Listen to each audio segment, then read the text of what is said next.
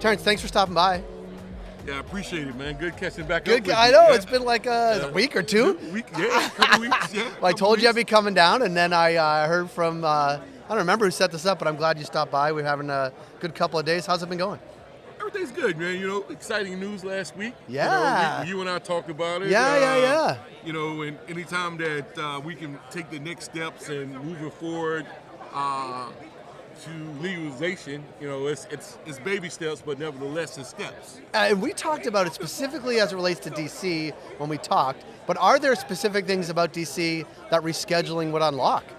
Well, I hope so. I hope so too. So, you know, we're still, I'm hoping that in October that President Biden will go ahead and put DC in his budget so that we could become adult use or recreational, which will open up the pathway to a lot of things for the district. Well, you laid out a billion-dollar market, multi-billion-dollar market.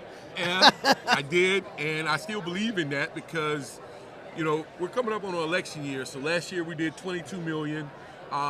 They say you tend to get a 8 to 10, 12% bump during election year when it comes to tourists. So we're probably looking at 24, 25 million people this year that visit the district, which in turns will allow $1 billion market. Yeah. You know, so there's a lot to be excited about, but on the flip hand, you know, we still got to deal with mass incarceration. The thing is, until we get cannabis legalized, we're going to continue to have to push this fight and push this narrative because it doesn't help people who are sitting in prison No, right now. not at all. And that does not even help with sort of rescheduling necessarily.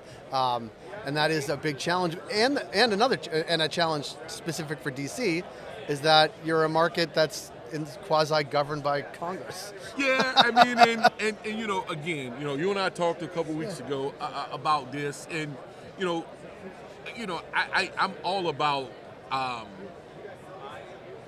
legislation, but I think that we should have term limits. Yes. I think that we have a lot of good people who are trying to do civil and public work, but at some point they get outdated. And I think, you know, we have to get more progressive minds in to understand what society looks like, legislation should look like. Yeah, even as much as get some of those people back to their districts with legal cannabis. Because Yes. I think that only people who've been, people in, some legislators in Colorado, some in California, some in New York, like some of it is age, honestly. Yes. And they just are not in tune with what is going on in legal markets even. Well, I think a lot of people understand it, but they're in denial because the stitch and stigma of cannabis, which we talked about before. And when you have the stitch and stigma of cannabis and you're talking to 60 and 70-year-old legislators who can't relate with 19 and 20-year-olds, that's where the gap is. Yeah.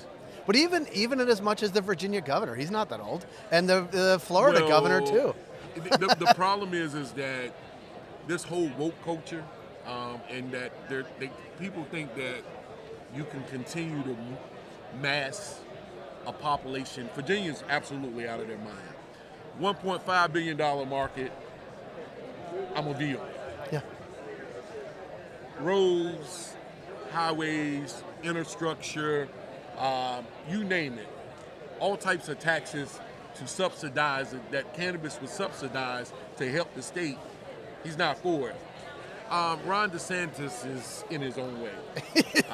Because Florida is basically recreational. 800,000 patients. Right, It's without crazy. him even, Right. he doesn't even understand it.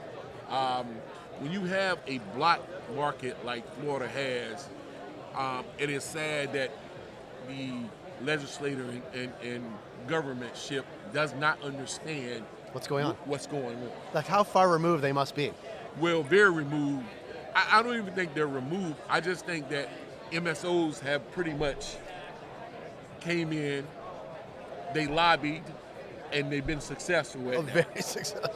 To keep cannabis in a municipal state versus a record, and still they're going to make the money. Yeah.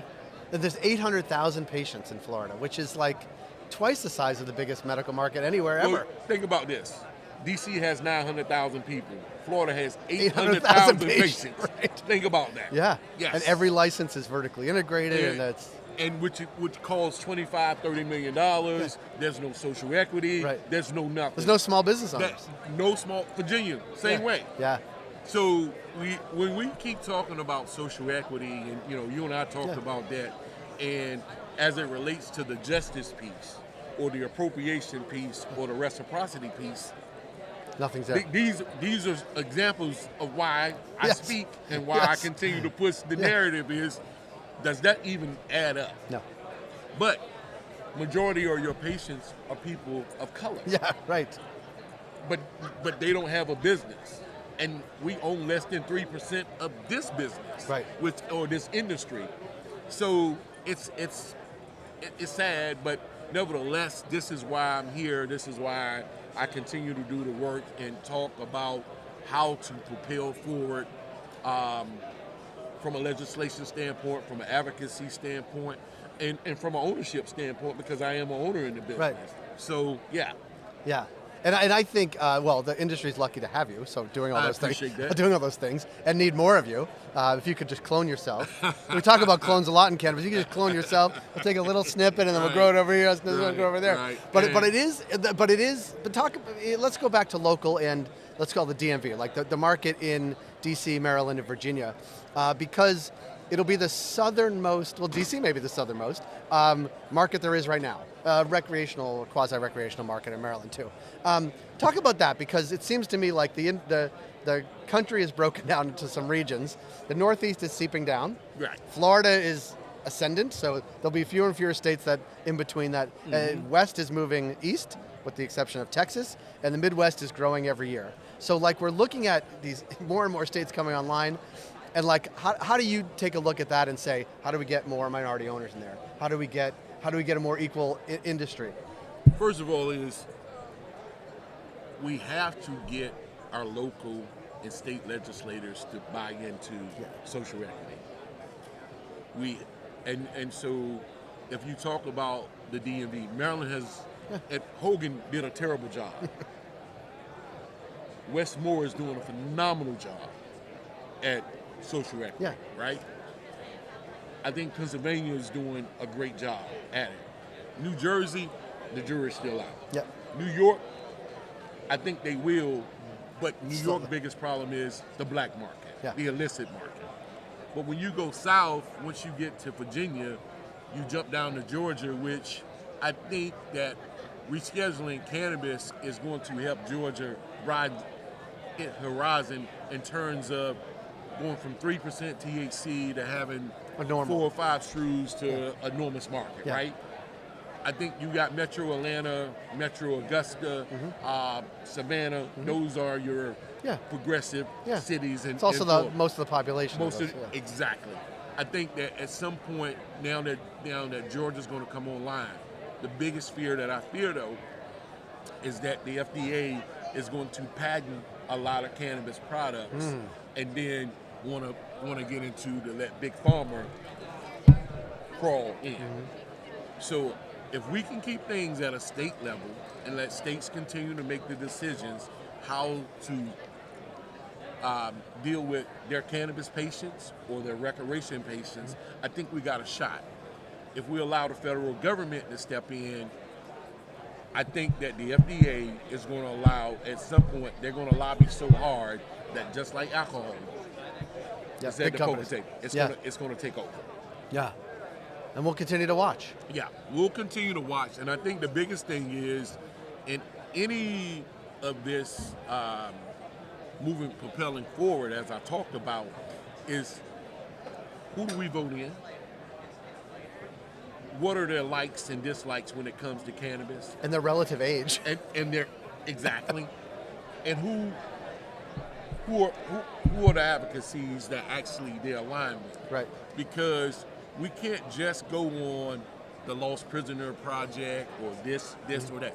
It has to be a collective group that come in and confront every legislator from the president down of how to move forward. Until we legalize cannabis, we're not going to stop. Yeah.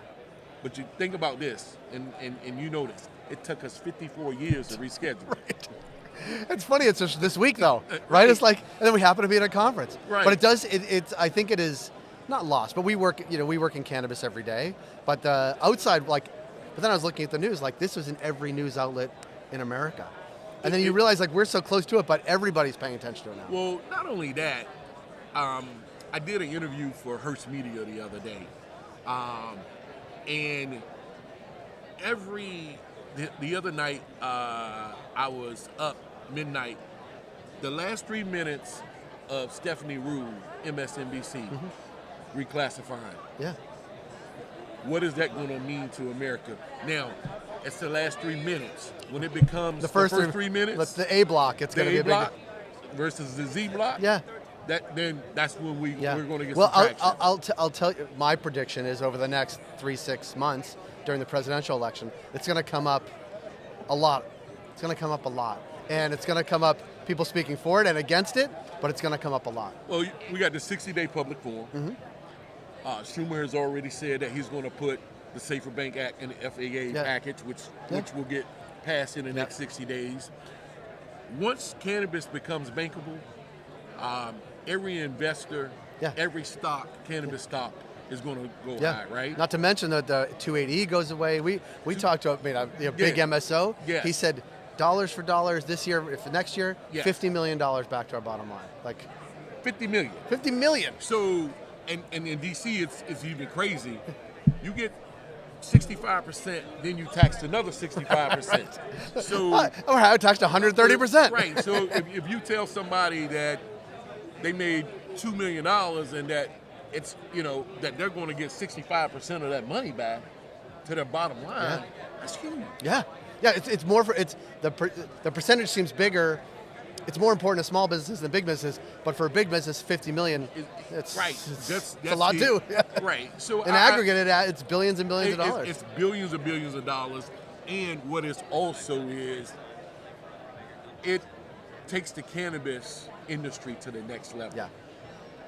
Because if I'm bankable, and I have good credit, I got a great balance sheet. Yeah. It's the difference between me getting a loan and a line of credit. Right, that's right. Right. Yeah. Or me getting an investor that wouldn't invest with me before because it wasn't bankable. Right. There's a lot of different benefits to this. Yeah. And so I'm happy to be in the industry. I'm happy to, talk to you and others. And, our fight is not over. And I think a lot of people want to relax. We cannot relax. No. We cannot. Not until it's in the A block. This. A block until this country says that, like Germany, cannabis is legal. Yeah. Everywhere. You think we'll get there? I think that we have to, number one, I think the next progressive president will get us there. Yeah. That's what happened in Canada. I honestly believe that if we get a 40 or 50-year-old president, and Schumer's gone, and Schumer's pro-cannabis. Yeah, so, it's just but if we he's he's pro institution of the Senate too. Exactly. Right. Yeah. So you're talking about guys who've been there 30 plus years. The reality of it is that it's going to all come up to legislation. But I think that if this country becomes more and more democratic, which it is, right? Every year we see that the popular vote is more democratic than conservative or moderate. Mm-hmm. I really believe that that's going to be where the shoe drops. I suspect in the next 10 years that we can say cannabis can be legalized in this country, which is sad. Because we speak free trade, free will, free everything else, but not when it comes to this. That's right. And the problem is the other things that come behind it. And from my side, being a returned citizen and someone who's formerly incarcerated, that means that we're going to have to open jail cells to let people out of jail. Yeah. That means that the criminal justice system this is a segment that will be crippled from a financial standpoint, from a budgetary standpoint. That's going to hurt not only the federal system, the local systems. Yeah. It's a lot, and that's where people are scared. Yeah. Because that systematic racism, the Jim Crow that we continue to live in this since the 40s, that's the issue. It's a lot to reverse. A whole lot. Yeah. A whole lot. And that's the work. But as we move forward and think about, this is the first NECANN, what is NECANN in Baltimore going to look like in 5 years? Yeah. We'll take over more halls. Hopefully. If you go to MJB's and you remember what that was right. into what it is today, yeah. And I'm 3-4 years in MJB's, it's a wild. Monster. Yeah, you can't even walk the distance. You can't walk. You need can't walk not without a break. Without a break, and 2-3 days. Yeah, yeah. Because if you stop and you engage, it's take forever. Forever. Yeah. Yeah. Well, I appreciate your time. Nice talking to you, and hopefully we'll do it again. Maybe every couple of weeks. Anytime you need me, make sure I get my hat though. Oh, I'll bring the hat. Thanks so much for stopping by.